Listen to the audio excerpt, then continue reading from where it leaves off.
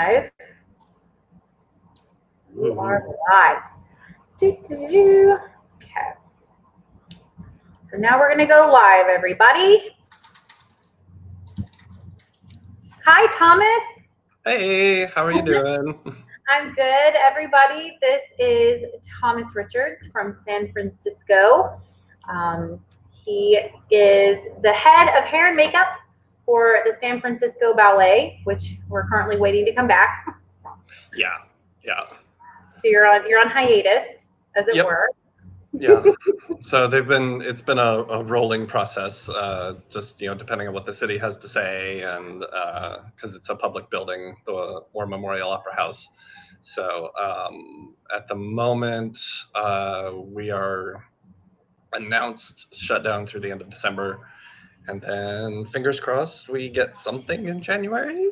I know. I mean, we don't know what that is. There's been a couple of press releases that are like, "Hey, we'll have something." I But think that's everybody. Yeah, Kind of in the same waiting boat. They just started getting dancers back into the studios for some, classes and the like. So, yeah, I mean, we're hopeful. But in the meantime, it's like, okay, I get to wear a bow tie today. I know, isn't it fun to get dressed up and like I get to wear lipstick without wearing a mask? Yeah. You get to wear a bow tie, and we pretend we're going somewhere, and we are. We're going places, Thomas. Exactly.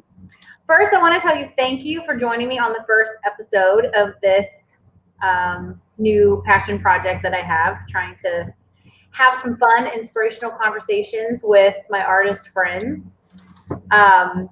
So Thomas and I were co-wiggies at CA, and we started on the same day back in 2008, and then we worked for 8 years together. Yeah, right about. So literally like this, right next to each other. Yeah. And then we like saw each other in the orientation room, and I don't know why nobody else was talking. I don't know why we spoke. Well, because we are who we are. Like it was just funny. We were across the room. Yeah, we were across the room, and we were like the only ones, I guess, looking around and trying to engage. Like everybody else is just getting a job. I don't know. It just felt so. And we're like, we're getting our awesome job. We're ready to register and get our ID. Like we are so stoked to be here. Yeah, I don't know. And it was so fun. It was such a fun time there. So I wanted to kind of talk to you about that. And you and I have slightly different backgrounds, but you grew up, kind of start from the beginning. You grew up and kind of always knew you wanted to be in this land, or?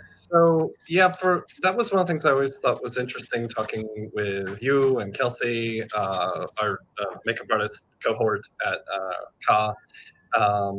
And others really, is that this is not something that I set out to do. Yeah. I always kind of approached it as finding my tribe. I did theater from really little. My uncle is currently a magician in LA. Right, at the Magic Castle. He taught me how to juggle and my first magic tricks, and so performance has always kind of been tied into my world. And by the time high school, I joined a community theater, and we were doing some really kind of awful little amazing things. Yes, they were so much fun. And then in college, like I was just trying everything that I had done in high school. So I was doing calculus and taking theater classes and French and double majoring in French. People, do not let him fool you. Yes, yeah, I wound up double majoring theater and French, but that was the strange thing about it all, is I was testing the waters in all these places, and theater was instantly home. I was in the green room studying for my calculus final, and it was like, this is where I want to be. These are my people. I felt similarly in the French department, not quite the same, but those are the things. That's how I tended to advance. And for me, I've actually, years ago, I was talking with my mom at one point about like so much of this just seems to happen to me, and it was very light and airy and mystical and meant to be. And my mom was like, "You do realize you've worked, like you've actually put in the effort on these things," and Right. that was kind of um, a big mind flip for me of realizing that like I was actually like engaged. It wasn't just flitting through life. It did take me 7-ish years to get the 2 degrees, so Okay. I was kind of twiddling my thumbs. But that said, that was the kind of thing that like one thing led to another, and I dabbled here and there and acting and some singing and just yeah. Um, yeah, I wasn't brave as you were to get up and do the talent show performance with Cirque. That was the most nervous I've ever been in my life. I'm not gonna lie. And I had a degree in performance, and that was the most Right. nervous. Yeah, because they didn't know me as a performer, so it was like, Yeah. it was like the second chapter Hmm. of my life that you were a part of from day one. So it was really crazy. Yeah. You and Kels and Wiggy and Tisha. Um, do you, when you look back, like on your adolescence and your childhood, is there certain films or genres of things that when you look back on it, because hindsight's always 2020, that you go, Right. Right. I really had an affinity for that aesthetic, or that made me so happy and brought me so much joy. I wanted to recreate that at some point in my life. Or Yeah. For me, I feel like there were kind of two, and they still hold, two major categories. One is in the animated world, and so all the storytelling and the fairy tales, everything from Robin Hood to The maybe like Hobbit. The Last Unicorn, and Yes. Oh my did gosh, you that's have an like Watership awful. Down? No, Watership Down, curiously enough, not really. But yeah, totally. Last Unicorn, like these really bizarre sometimes and just playful, but it was all really fun, folksy sort of storytelling. And Yeah. that was something I kind of was exploring through some of the Shakespeare stuff we did, and was really big into like nursery rhymes and folk music, and like so there was that aspect of it. And then another more film and even TV kind of influence for me has always been fantasy and seeing fantasy created. And later down the line, and I feel like a big part of my development in this way was with you and with Kelsey, and then recognizing that now, running at ballet, and putting things up in period, and having the language for that kind of stuff, designing hair and makeup for some of the shows in Sacramento. Um, those things I finally started finding the words to realize that what I was enjoying was the usually kind of glamorized storytelling. And Yeah. so coming up with the cutesy characters and like how to illuminate that.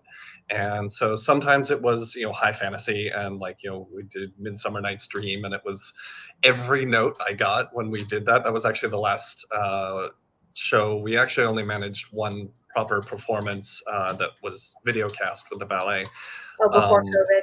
yeah, it was our one final thing. But, anyway, the only note I got through all the rehearsals was more glitter, more glitter, more glitter. It, Okay. yeah, it was pretty awesome, and it was exciting because it was our first season. Me and the new assistant head, Marissa Rondeau, and so we were really kind of nervous about running the department. And so to have a production of that scale, that was our note. That was it. That was That's all amazing. that went wrong. And so anyhow, to that aesthetic, that was the thing, is like the high fantasy, and really enjoying Pan's Labyrinth, and or even Amelie, and looking at the intensity of the colors. The colors are Um, always what stand out to me in Amelie. yeah, And even one that really spoke to me, I was really startled, was a single man. Um, Oh, yeah. and the way that they used color when he, spoiler, Yeah, if anybody hasn't seen it.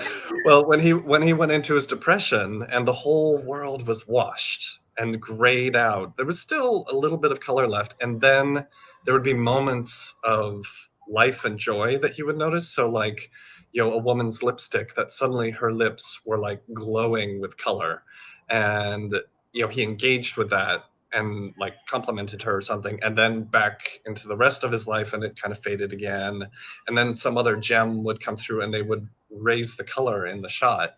And so again, just having that, or even with you and Kelsey and everybody there in Vegas, doing oh my god, circus couture, yeah, and learning the language and realizing I have now, the language of color and interpretation, and of what we're looking for, or finding out what somebody else is looking for. Right. What is the designer, the production, or the costumes? Yeah, What yeah. does the How lighting to, designer have in mind, and how does that affect yeah, what you're going to do? and that's, I feel like, a key thing that's led me to the position and positions that I'm in now is, hands down, I would not say I'm the most talented, amazing hairdresser or even makeup artist. I can pick up a brush. I know how to apply these things. I know the language of it and the language of the skill. But the biggest thing I've had to embrace in the last few years, moving here to San Francisco, is this and these jobs. It's not meant for me to do all that. I do participate. I do style. I do paint. Like, my hands are in there, but now I can find the people that can really nail it, and I can bring them together, and I can say, here's the tools you need, here's the images you need, here's the language you need, here's the time you need, tell me what else you need, and go. Creating And that team is what being the head is about. yeah, yeah. And so that took some doing, because I mean, coming out of Las Vegas, um, I was honestly pretty dull. I mean, I look at it as, I came to work, I did artwork, which was beautiful and stunning and really repetitive. But we got it down. Like, I knew how to do that and execute it well. But I was not a big person to go out and create photo shoots. Again, like you and Kelsey and so many of the others, Jenny Lee. Freelance. She says hi, by the way. Yes. Hey. And so that's the thing, is like, there was part of me that was, regularly kind of beating myself up, and it's like, oh, I'm not really putting in an effort. Oh, woe is me. I'm not advancing. And yet went to all the classes, went to the Cirque sponsored stuff, within taking classes with Natalie Gagne, and our Yeah. designers, and working and assisting, you and Kelsey and the others, and picking up a gig here and there. But realizing that, like my mom said, I was putting in the effort in places. Personally, I felt like I could have pushed farther with that. But now, years later, realizing that, like, it's still okay. So do Like, you think that because I know that, leaving the safety of Cirque, which comes up a lot when people do step outside of Cirque, I did it myself, that then forces that complacency out, that you then oh have to yeah. be like, okay, what were all of those skills that I accumulated and kind of Hmm. tucked back in my Rolodex, and now I'm freelance again, Yep. and I want this job and I want to do well at it. Do you Yeah. think that pressure was helpful? Oh yeah. Oh, definitely. I have pictures of the first. So the Nutcracker that we mount, the company has been doing for over a decade at least. I think we're on 15, 16 years. I don't remember the exact number. Mm-hmm. Um, this production of it. And so much of my work at the ballet is taking it out of the box and remounting, whatever rep design was already there. But that still meant washing and setting and styling and all these Yeah. things. And I had to do that. So I have pictures of my first Nutcracker wigs. And I'm like, oh, that's okay. That's Thomas from 4 years ago or 3 years ago. And now the ones that I'm doing, I'm like, oh, okay. This has improved. This is refined. And getting in there and getting my hands in there. And but it's definitely like, the ballet is more or less a 6-month gig.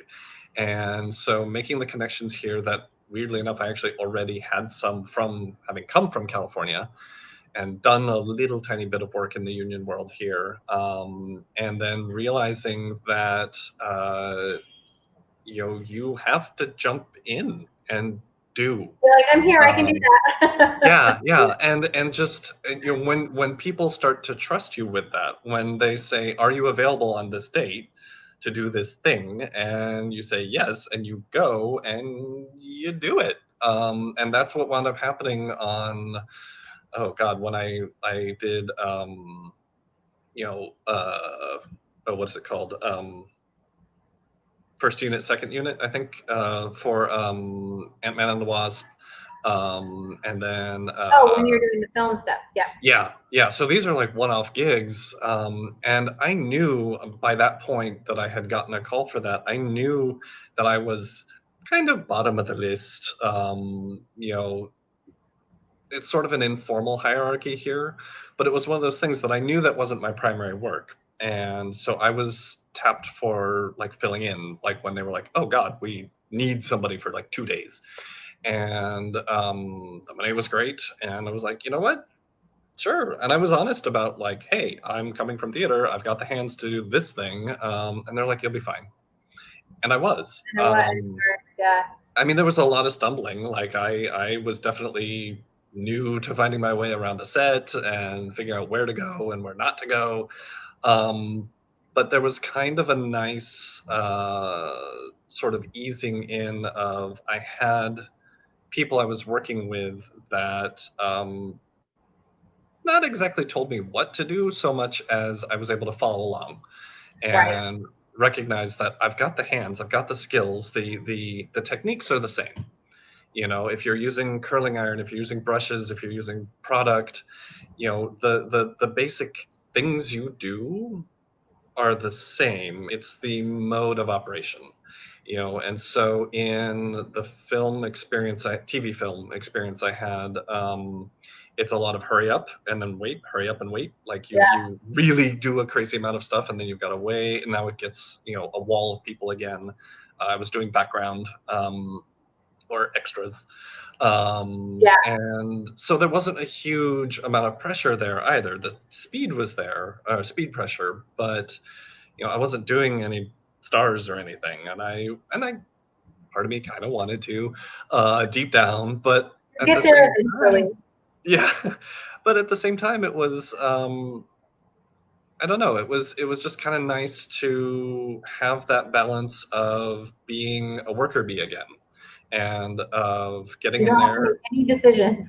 Right, yeah, and knowing too that when I've hired people, and because I actually wound up, starting to mix things up a bit more, is because up here I've noticed people tend to settle in more opera, ballet, Broadway tours. People sort of settle into their niche, but we all work and all call each other. Right. And that's, I feel like, part of where the whole hierarchy came in is like people know that I'm primarily ballet, opera, like that's my world. But that doesn't prevent, tapping me for being a warm body, basically, but with the hands and with the knowledge of how to execute these things. And that's the same thing that happened when I've filled in blanks with primarily cinema people who come backstage and they're like, oh my gosh, I've never been here. I'm really nervous. What do I do? I'm like, remember, you know how to Know what do you're you doing. know what you're doing. I trust you with this. And again, here's the tools to help you succeed. So And my question that's a little bit different from even Houston, really, but definitely Las Vegas, was you were already a member of the union when you yes, came. You kept that up when you came to Cirque, and that whole time you were there. But Vegas is not a union town, No. save a couple of houses and only one house at Cirque. But going back to San Francisco, that is a union, more of a union world, especially the ballet and the opera too, I suppose. Because I've had people say like, oh, I was interested in working at the San Francisco Ballet. This like just came up a couple of weeks ago. And I said, oh, are you in the union? And they said, no. And I was like, I think that you're probably not on their radar, but you should still reach out and make those connections because that's what our world is about. How is that going back into the world and having so much union bureaucracy really to deal with that we just didn't have to deal with before? For my part, and I think a lot of it comes from that kind of maybe not the calculus, but like that mentality of corporate and organization, everything, which we are very corporate in Vegas. Yeah, and it's just about building the teams, I guess, is my question. Not as far as like how you feel about the union or anything. So it was helpful coming in as assistant head at first. So I had the head of department to guide me on how the hiring worked. I had our union reps. I was talking to our business managers and other folks in LA because I was anxious about doing it right. And we are part of our I forget the word. Part of joining the union is agreeing to hire union before non-union, and it's even in our individual contracts with the different companies. That said, there's also the aspect of building the team that works. And so there's times where like there's a number of people here that, like I said, that thing about being primarily film. I've had a number of people that I've reached out to that have just said, no, it's not for me, or I can only do a day. And I'm like, okay, well, I've got to run and I need 12 days. More days. Yeah, I need a crew that can be here all the way through. And so that's where I started to learn. And there's actually been a number of people in the last few years that have actually gotten their hours through opera and ballet. Oh, for the union, okay. Yeah, so there is politicking involved. I'm still navigating it. I'm still learning, how to manage. But having a contract in place is hugely helpful because it gives us another piece of structure. It gives us something that when I have an employee or even myself, because I'm covered under this contract as well, of like, okay, so here's how the pay works, here's how the hours work, here's how OT works. All there. It's all there. And I feel like in a weird way, we kind of had that in Las Vegas. Like the rules were pretty set. We didn't have representation in terms of negotiating that. But we had a huge corporation. Yeah, and so I didn't mind the Las Vegas experience with that. And so now, this contract is coming up for negotiation. They do it in about 3-4 year blocks, so it depends on what the previous negotiation was. No, I didn't know that. Yeah, so each contract is, and so what happens is then you renegotiate when it comes up. Ours came up right as COVID hit. So it got us through this season, and there's a clause in there about it. It's like a lease that, okay, if we don't come up with something new, this stays in place until we figure it out.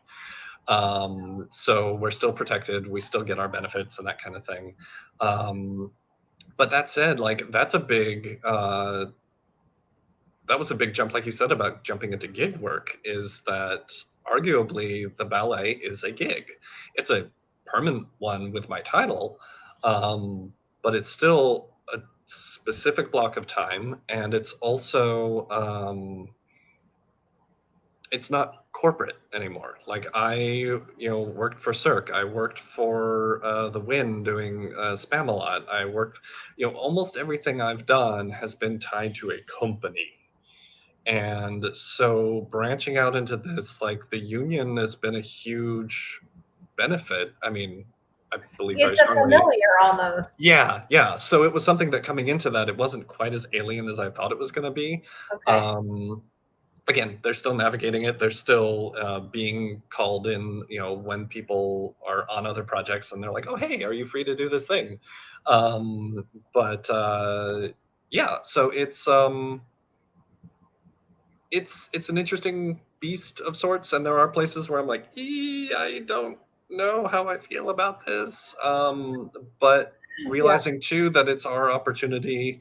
If we want something to change, we can do that, Yeah. and take some effort. And there's some days where I'm like, darn it, I'm gonna be like the best negotiator, and I'm gonna come up with all these things, and I'm gonna reach out to everybody. And other days where I'm like, you know what, it's been rough, and I just want this little tiny thing, and I'm just gonna throw it out to the universe and go home. Well, and we So, talk about that, especially now with being home and with COVID, of the roller coaster of productive days mhm. versus non-productive days. And one of the reasons I wanted to have this kind of show was to show, everybody's human, but Mhm. B, to kind of talk about on those days that are maybe not as productive, but you're still kind of reaching for things that keep you uplifted or inspire. Are there certain because you and I always talked about movies and music and stuff, even Yep. though there's about 150 movies you still need to see. I even made a list for True. you. True. Oh! I saw Pride and Prejudice. The Keira Knightley one, Yes. Yeah. it's beautiful, and that music, It that is. score It is is. unbelievable. So yeah, shout out to you and Jen Haight is Jaden the other Haight. one. Yeah. So I anyway, would just have it playing, and a note would play when she would come take her wig off, and she'd be like, "That's Pride and Prejudice. That's Pride." Every no. time. But are there certain soundtracks or radio, like Pandora stations or Hmm. films that kind of lift you up a little bit during this time while you're home? And Yeah, the one of the ones that's gotten a huge amount of play on my Spotify. I actually go to this playlist ridiculously. Has a lot of hi. Sorry, I'm just seeing the chat and people saying hello. oh, Uh, who's saying um, hi? Oh, T-Bone, he's going to be on Sweet. Oh, I soon. will definitely tune in. And Nikki. Um, Hi, guys. Hi, ladies. but one of the things I've noticed as my career has evolved is each kind of stage that I'm in, I dive in. So like I during ballet season, like I am all about the music and seeing the performance, and I am a ballet fan. And so what's interesting to me about that is like Shostakovich is now like a thing for me. And I I'm I sorry. I have to tell you about when we're done with this. I have to send you an album with only that on it. That we oh discovered in college, and I didn't even think about it until you said that. and and that wasn't even on my radar before. It's music in the time period and the like I've kind of enjoyed it. And it's like we've always talked about is I know the tune, I have no idea who it is. But now working on these productions, I'm starting to learn the names and recognize it. And so I found times where it's kind of my go-to, just nice and something I want to listen to. And I find like I'm watching my dancers, and Oh, and that's how you're listening? I'm watching our company do these things in my head. Like I've been exposed to it in such a way now that like that's become like a go-to comfort. And so it's pretty wild to me that like that's what happens. And then I've noticed too, like I've got other playlists with, I don't know if it counts as more pop, but I think kind of there was one that Erica Lins did a performance piece to.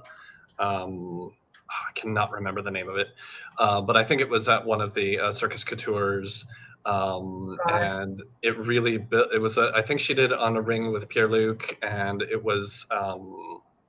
it was kind of The Tortoise had one with him once, maybe, which is Glory Box, which is know. like the sexiest song ever made. Yeah.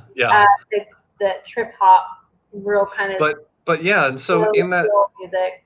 And in that vein, like that kind of thing, when I come across it on my playlists, because I bounce around on those, I start seeing Cirque. I start seeing our performers, and I'm really kind of surprised at how connected those things are. I mean, it makes sense, 8.5 years of absorbing all that kind of performance and everything, and then tied to that music. Although I do not listen to Ka.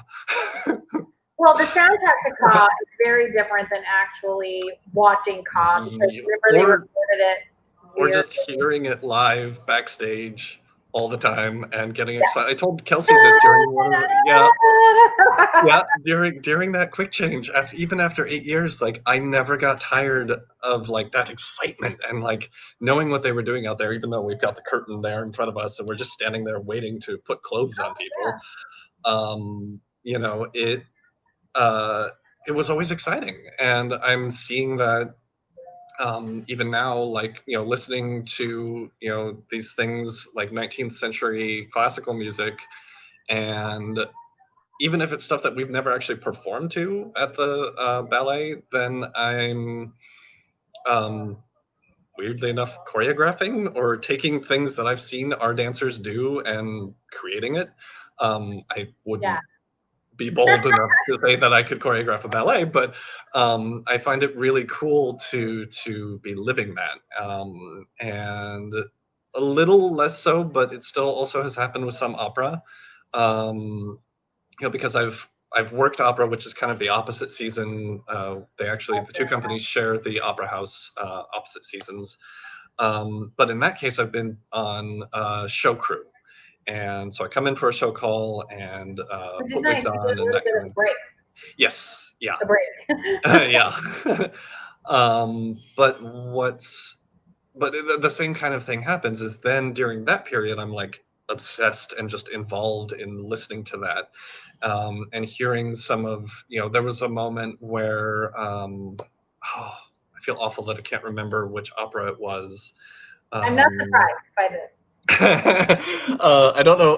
Was it Rigoletto? I love Rigoletto. Which is the one with Donna Immobile? Is that Rigoletto? Oh, it might be people out there watching this that can tell us.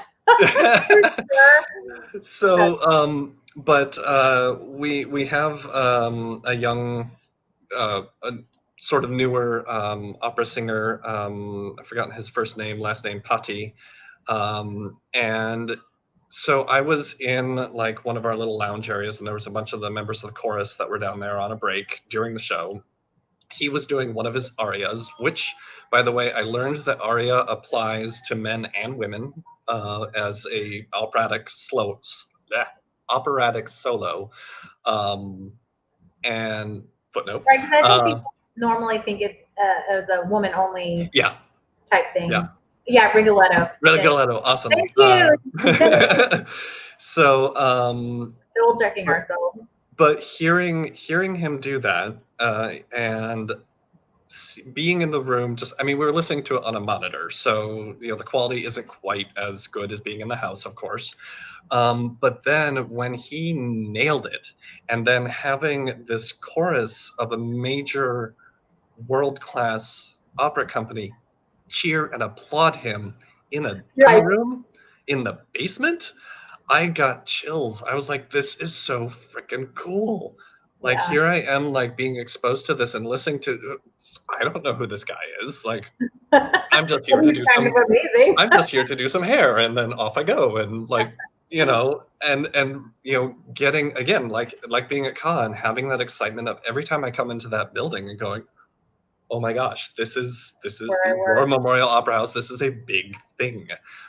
Just like Cirque is a big thing. And that's, to be honest, that's been one of the things that I love. And I feel like I didn't realize this was there, but that's been a driving force for me career-wise, is I love the acclaim of these companies.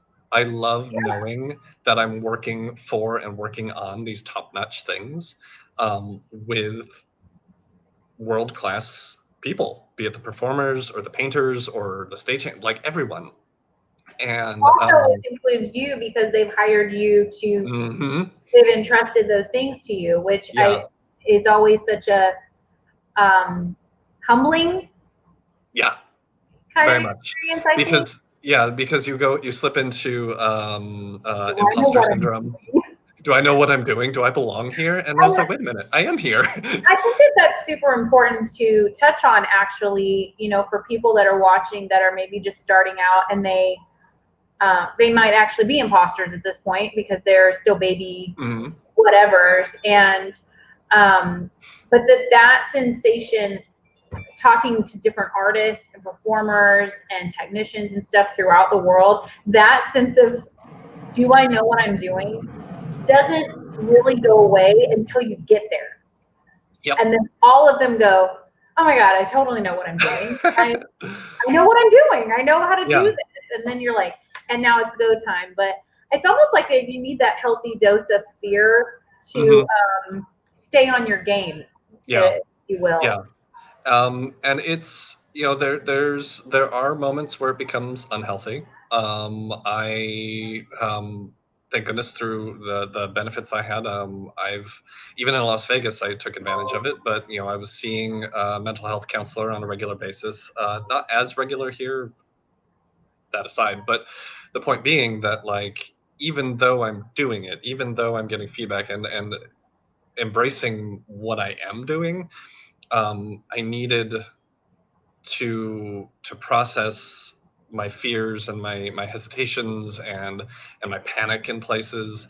And now a fair amount of that is support of husband and family Yeah. and friends. You, Kelsey, like the family of people in the business, but at the same time, like I needed some help outside of that, and still do sometimes. I'm actually probably overdue given what COVID is doing to us mentally. But I think that's Any, really important. And I think it's important that you recognize that it's okay, yeah, and that is what those professionals are there for, to help give hmm, people perspective when your mind kind of tends to go a little bit out of control, and they can help, give you the methods to cope with that anxiety or that stress, yep. or Give you the the toolbox to process and handle these things.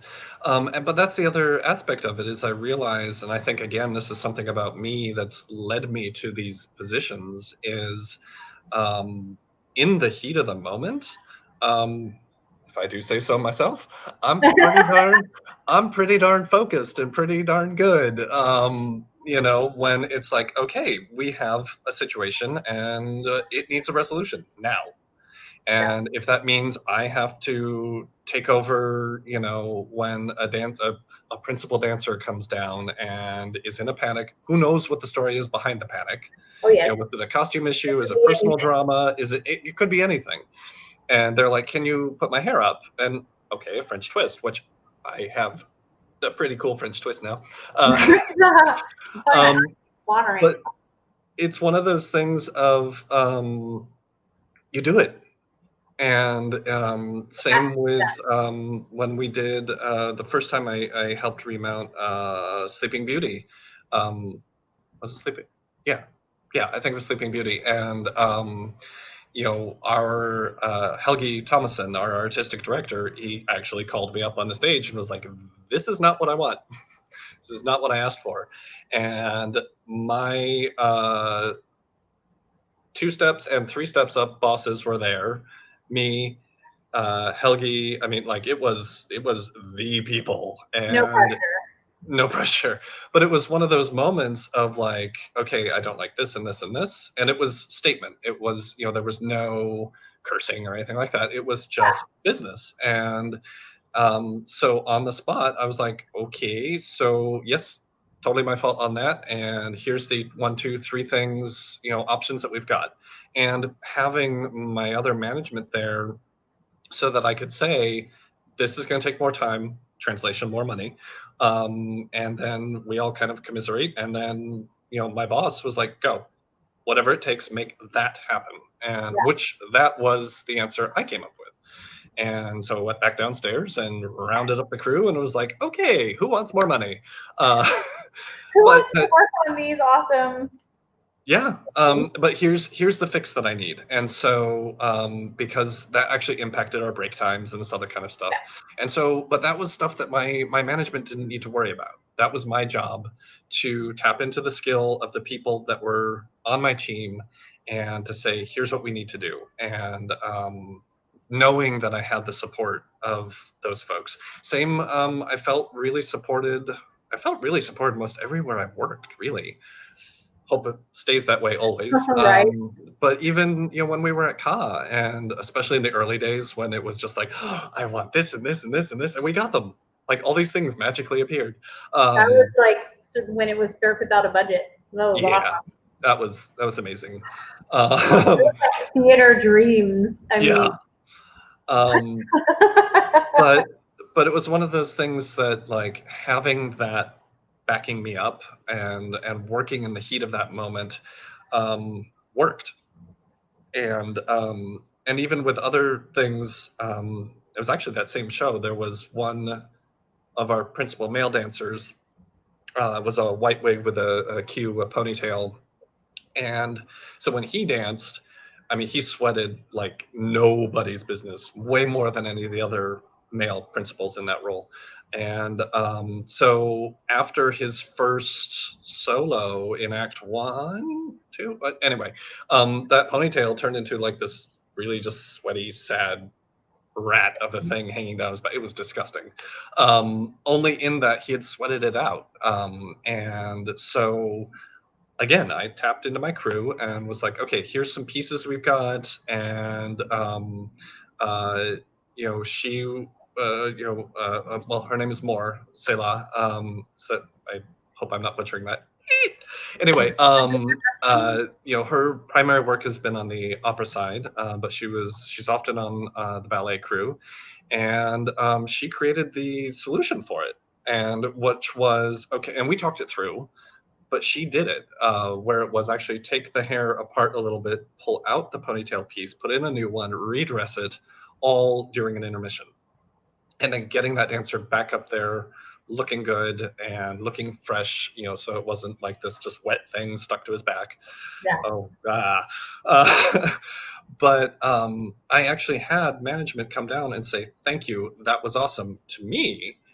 And again, I think this goes to kind of that importance of humbleness to it. Is I was actually, because this was in front of more, and so I was actually a little bit embarrassed because I'm like, no, no, no, no, she did that. I'm just overseeing this. Yeah, but that was the point. That was, in talking with her later and some of the other employees who I have worked for in other contexts.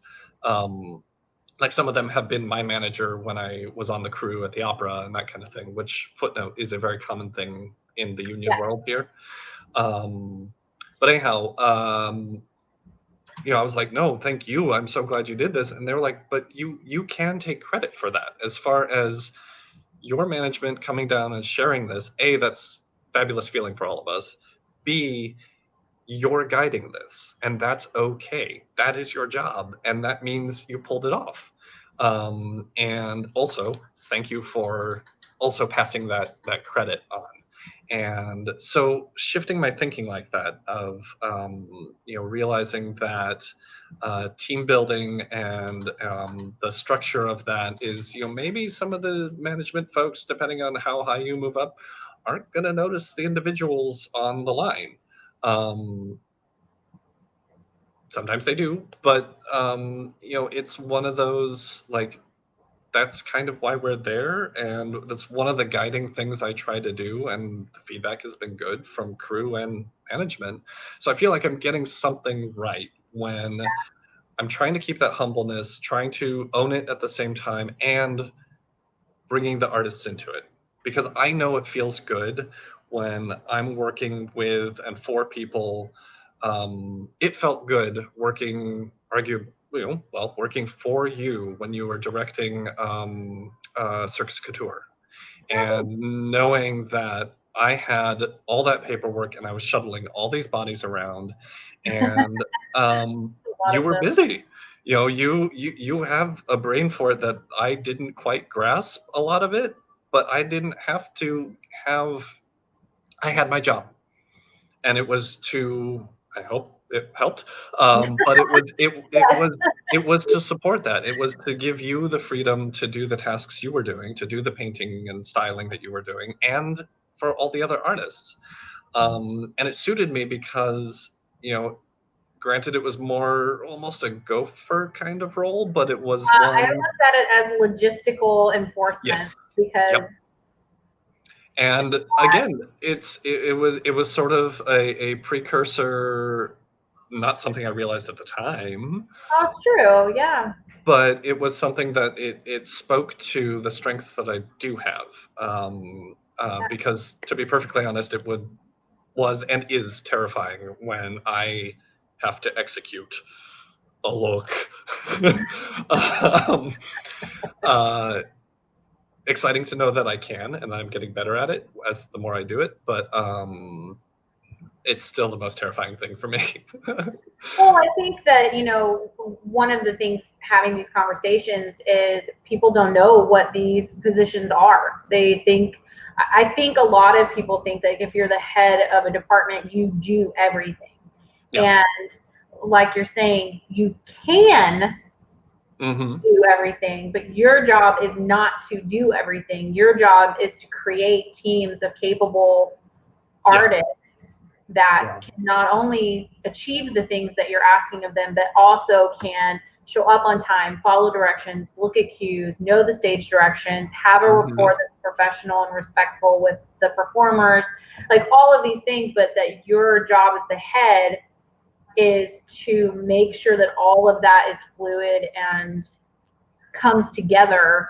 Yeah. So at the end of the day, there's a beautiful spectacle to be seen that would not look that way without the costumes and the wigs and the hair and the Yep. makeup, um, Yeah. which is an argument we've had many times about film and TV. And I mean, it's one of those things where all of the spokes are important to make the wheel go round. Like, Mhm. yes, the wheel can go if, there's not hair and makeup and lighting, but isn't it just so much more beautiful when there is? There's like beautiful art direction and all Yeah. of those things that come together. Um, I wanted to talk about just some kind of little fun things because we're kind of coming up on an hour, which is crazy. It seems like we just got on here Right. Right. I've forever. been talking so much, I'm not even done with the coffee. Oh, we'll have a sip. Um, Shall. but some of the fun questions that I'm always interested with people are like, what is your favorite word? And do you have a least favorite word? Now, this is a big Boy. question for Thomas because not only is he a voracious reader and linguist, but he also is extremely proficient in French, enough that he could teach French children how to speak English. Yeah. So when I say, and he taught me French for when I went to Paris, and I'm going to be picking it back up again in a month. But is there like a favorite Whew. word? I, a favorite one I've always had in French, just because of the way that it rolls, weirdly enough, is mitrailleuse. Um, Une mitrailleuse, which is hilariously weird because it means a machine gun. Uh, I don't know where it came from. It was just something I came across, and I'm like, this is kind of a neat Like I word. like, I like this. on these. Yeah. And then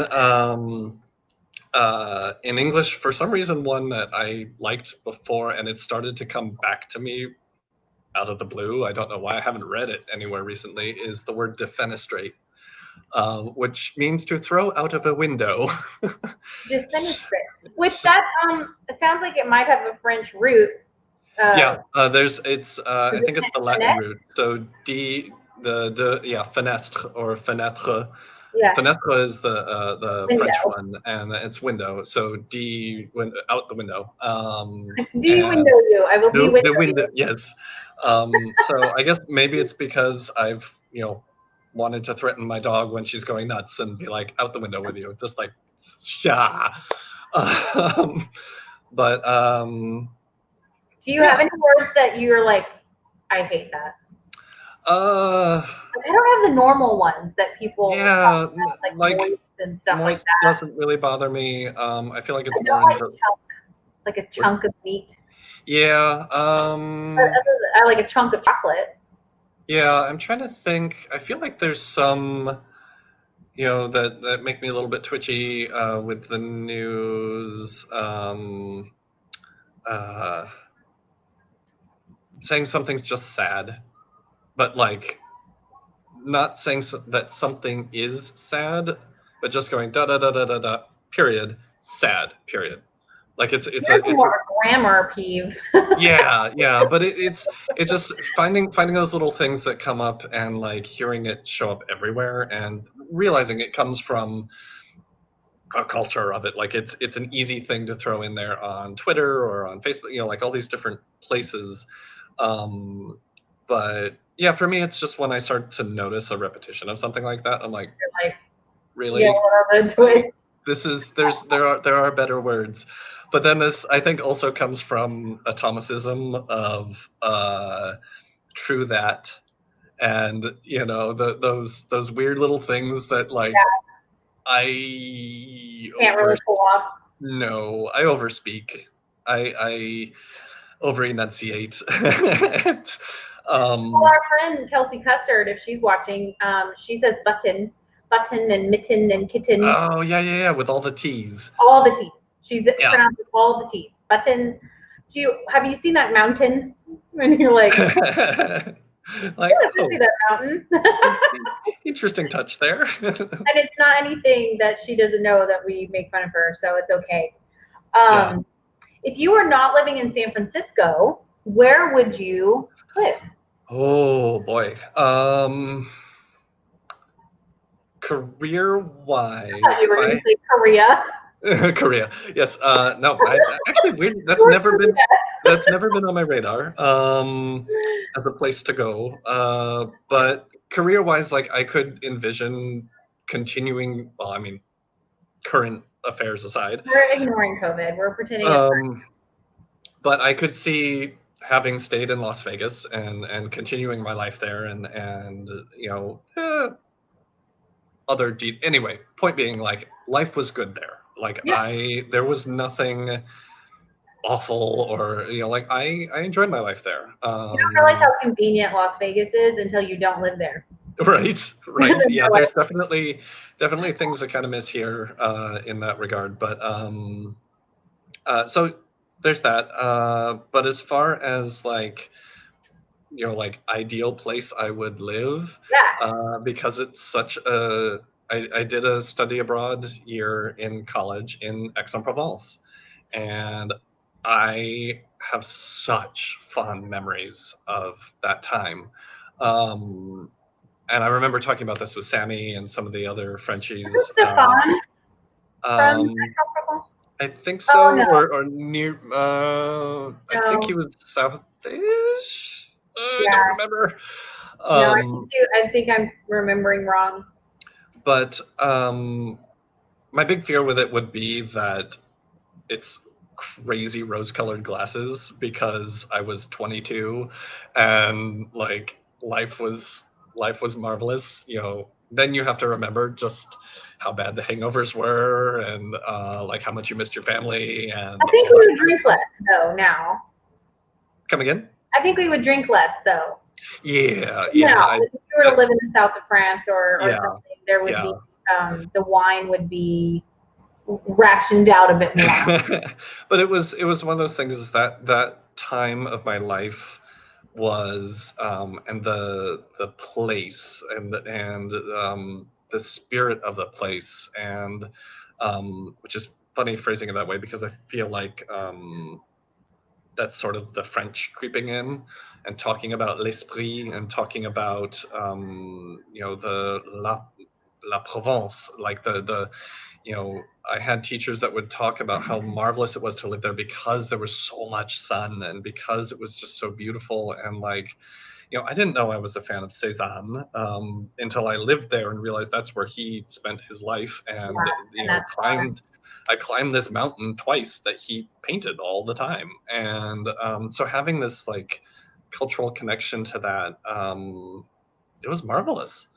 But I think And that the spirit of place, I mean, don't you find, going back to the beginning, when you're finding your place and your tribe, and the cultural significance of theater and the personalities that reside within theater, and the arts in general, I think it's very similar to finding that spirit of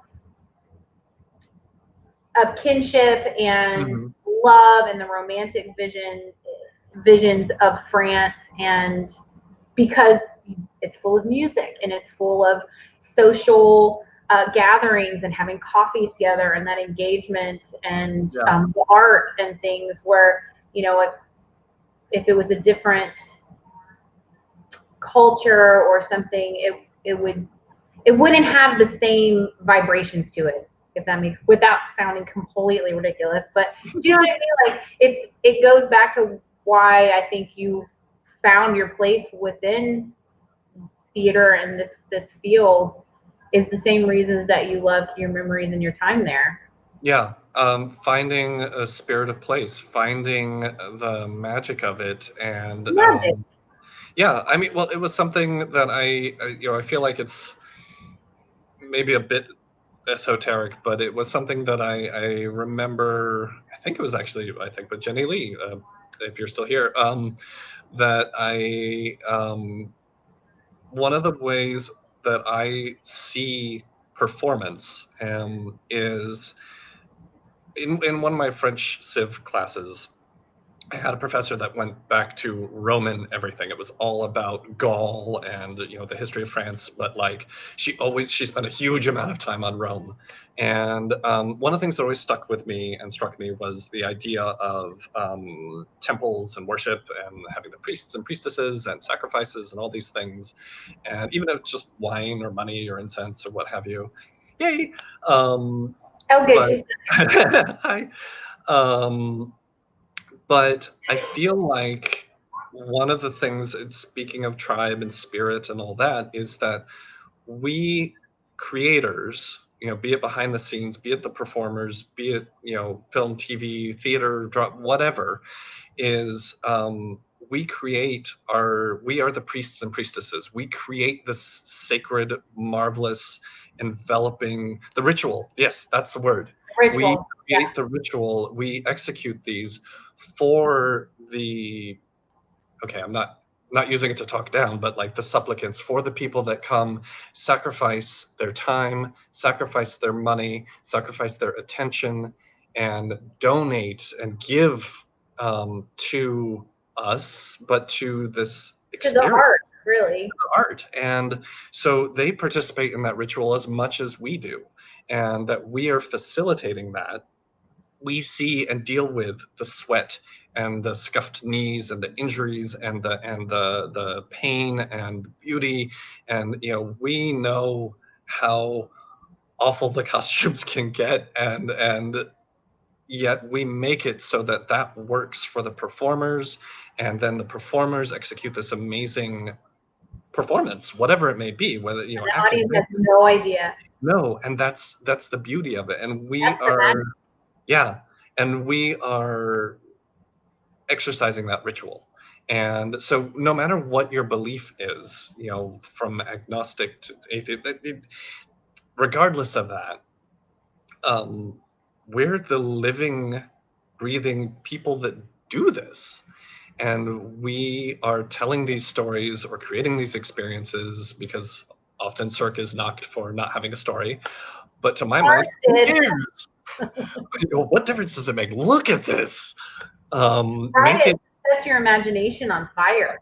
yeah. And so that enthusiasm for that's where my enthusiasm comes from, is kind of discovering that like I am in the midst of this, and I love seeing a show, but I really love making it. Making it. And don't you find it renews itself? Like, you can be so tired at the end of the run or the end of the rehearsal period, and then when you go and you glimpse it from the house and see it all come together, it's like your well is completely refilled, and then you're like, let's do it again. Like, what else are you designing? And those moments, I think, are super important, because when you do get down into the minutia of working on a show or designing a show or doing the logistics for a show, the tracks, you can be like, this is not fun. I'm not having fun. Yeah, absolutely. No, there are moments of it where it's like, this is awful. Either I don't like what I did artistically, or or just grueling. Like, I hate touching up this set of wigs. I don't like this hairstyle. I don't like doing it. These waves are fighting me all the way, and I am ready to chuck it across the room and stomp on it. Don't have that option, and I can say so, and then just walk away, but just get it done. But then coming out the other side of it, and then when people come backstage, or leaving at the end of a performance and hearing the audience talk about it and going, oh my gosh, oh my gosh.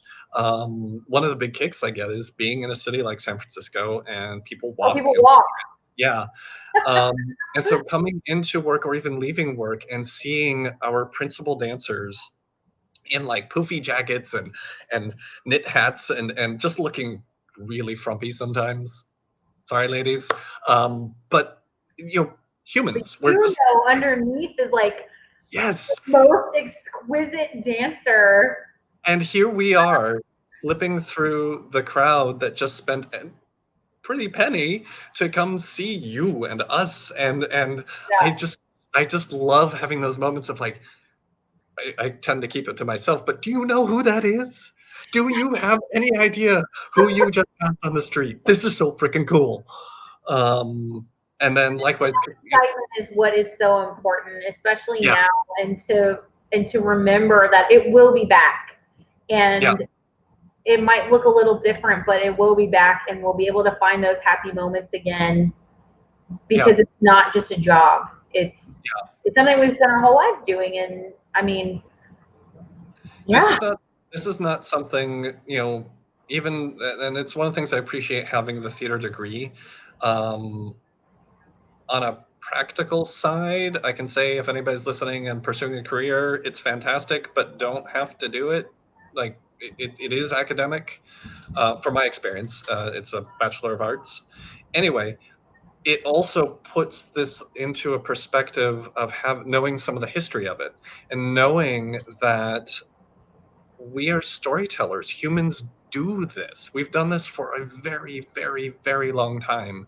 And so many of these things, especially on these levels now, we've refined this, and there is always a place for storytelling and for creating these experiences, for executing these rituals, for putting on a show, be it comedy or silliness, all the way to the most serious and poignant or painful. I mean, the Little Mermaid production that we do, not for children. Anyway, but that's never going to go away. And so it is, in this time, it's hard to avoid slipping into the fear and pain and wondering, like, I've seen people talk about, like, okay, maybe we'll see a spike in animated things, and there's still going to be artistic storytelling, and I think those are important, and I enjoy them, but it's easy to kind of slip into thinking of like, oh God, we'll be completely replaced by this, and realizing no, we won't. Connection, I think, is it's too strong. Mm-hmm. We just have to figure it out, Yeah. And so I think seeing that develop, I don't ever want to be somebody that's going to be like railing against it, get off my lawn, this isn't art. And it's like, no, it is, and it's still the storytelling. It can be as goofy as the kiddie stuff, like Dora the Explorer, which I'm slowly being exposed to more of this with the school teaching husband. Oh, me too, with the baby. Yeah. I heard the Red Dog theme song in my head all morning. Right. But knowing too that, like, our work, these things aren't, that they won't go away. There's going to be a place for it in some form. Unfortunately, I can't tell you what that is, and nobody's been able to tell me. And embracing that, I feel like, in a limited manner, because I want to scream against it. But okay, it's uncertain, but having that history, being able to remember, okay, this is a very human thing. We love to do that. And knowing that there's other people like us out there, Mhm. that are going through this, and maybe through this show. I don't know what to call this. A show? I have no idea. I don't know. Through this outlet, people can maybe connect with other people that they're not around, and be like, oh, there's my people. This is my tribe. Yeah. And it's like I told you when you first asked if I wanted to do this, that thank you so much, because I mean, I was kind of diving into a dark place with not doing any of this. And so having a chance to share the excitement again, to review these things, to go, oh yeah, that playlist, I forget about it. And then, so I'm really going back to that this evening. I'm just going to put my headphones in and tune into some Shostakovich, because, like, it's awesome. Oh yeah, I need to write that down and find you that album. And if you ever need projects, I am a good project giver. So I have all kinds of things that you can research and work on and stuff. But I wanted to wrap this up and say, I'm so thankful that you came on here for the very first episode. And thank you, everybody, for joining in and commenting and listening today. And if you have any questions, you can feel free. Let me put Thomas's little banner up so you can find him on Instagram. And then you can message him there if you have any questions about San Francisco Ballet or San Francisco in general, if you're going to go visit sometime soon. And then I hope you guys will join us for the ones coming up. Tomorrow we have Barry, who is that should be very fun and interesting. And then next week, I have Gretchen Evans, who's a wig maker for film and TV. I don't know if you know her, but she's delightful. By name, and I think we've crossed paths, actually, similar to our mutual friend Sarat. Yeah, Sarah, I think, was watching. Over all these years, we have never met, and yet we've known each other since the days of LiveJournal. Oh God! But Sarah, we'll fix this after COVID. But it's so wonderful having all of that tribe, and just knowing and see. So, like, I'm looking forward to seeing the rest of these, because I miss our people. I know.